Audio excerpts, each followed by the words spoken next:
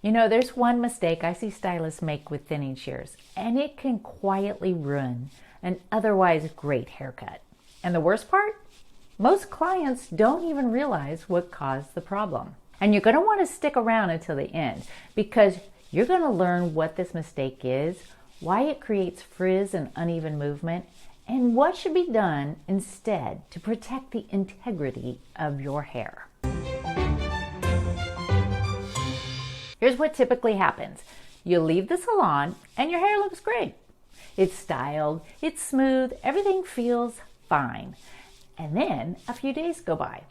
You wash it, you style it yourself, and suddenly it's not doing the same thing anymore. It won't fall the same way, it feels uneven, certain pieces stick out or they won't blend, and you start to think, is it my products?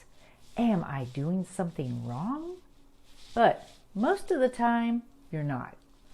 This is often a result of how the haircut was finished. The number one mistake? Using thinning shears too close to the surface or too high up in the haircut. Let me explain why this matters so much. The top layer of your hair is what everyone sees. It's what reflects light. It's what gives your hair that smooth, polished look. When thinning shears are used in that area, they create shorter pieces that don't belong there. And those shorter pieces, they don't blend. They don't lay flat, and they don't cooperate.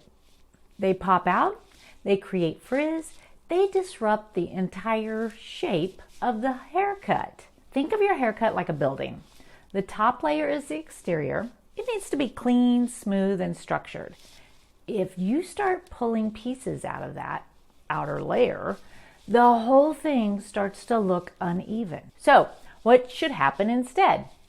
If thinning shears are used at all, they should be used underneath the hair, in areas where they won't interfere with the visible shape. And even then, it should be minimal and intentional. The focus should always be on preserving that top layer, because once that layer is compromised, it is very difficult to get that smooth, cohesive look back. This is where technique matters.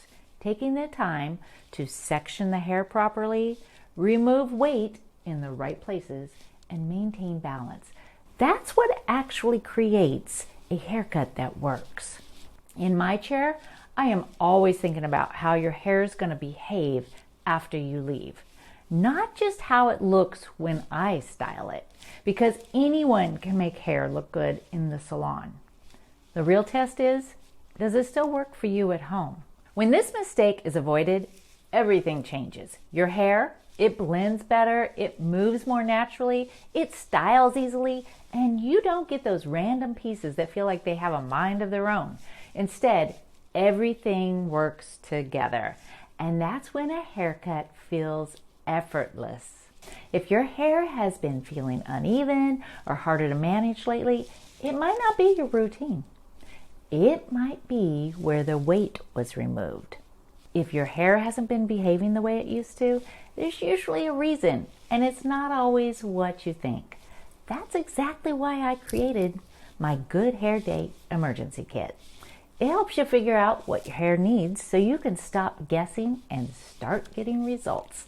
You can grab it in the link below. And remember, when you know better, you do better.